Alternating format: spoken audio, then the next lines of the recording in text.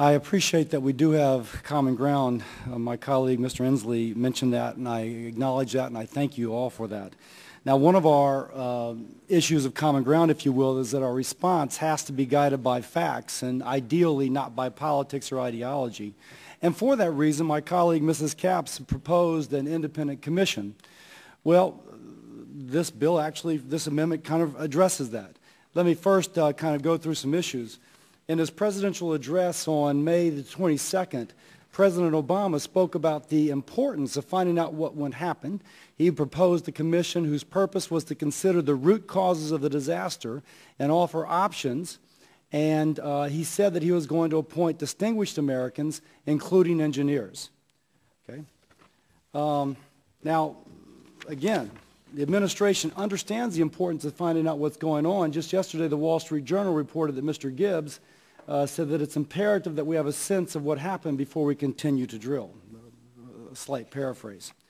But here I have something from the Tampa Bay Palm, and in this newspaper it mentions that none of these 7 commission members has a background in petroleum engineering.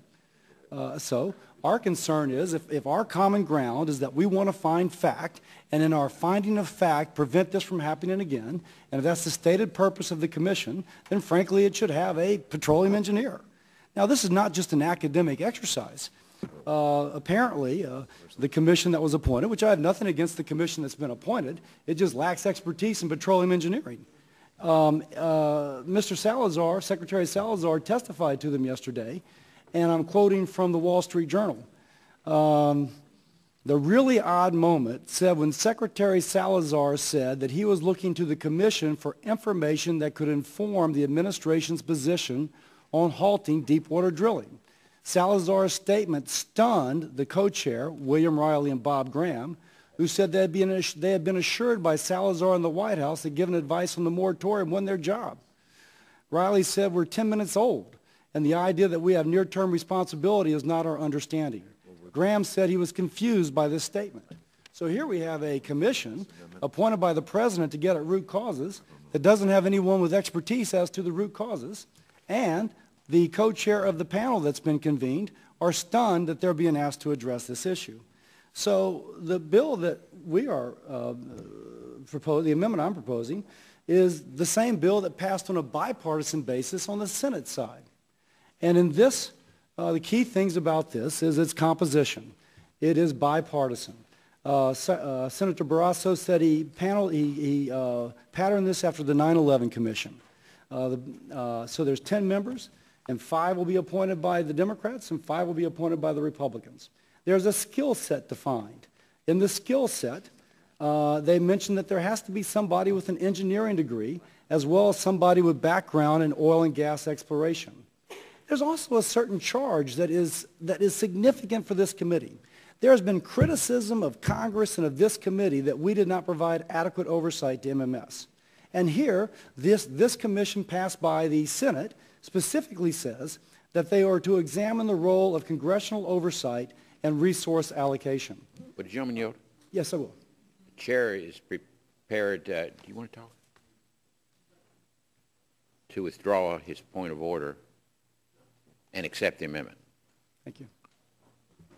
Further discussion? Just, if I might. He's still, yeah, it's Mr. Cassidy's time. Yeah. So. Yeah, so if I may continue? Yeah. And so we're taking for granted that being a petroleum engineer is expertise required on a commission, yet I remember how the president took Tom Coburn's advice on how to root out waste, fraud, and abuse in the Medicare program. It made sense. Coburn is a guy that's a doc that sees Medicare patients. And so, frankly, this independent commission that would be set up by Congress would address those issues. I'll finish by saying what some of the testimony from our Senate colleagues said. 5 Democrats joined all 10 Republicans in voting for this bipartisan commission.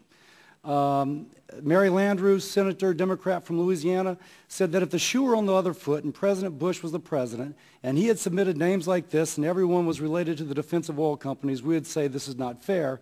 I'm saying it's not fair. Senator Sheehan from New Hampshire, Democrat, said, if there are questions about the views of the Presidential Commission, then I'd err on the side of saying let's get another point of view. They were joined by senators, Democratic senators from Arkansas. Mark Udall from Colorado said, I think Senator Barrasso made an excellent point that Congress should have its voice heard. The bipartisan support makes the case that the committee isn't operating on a pro forma basis. We listen to each other here.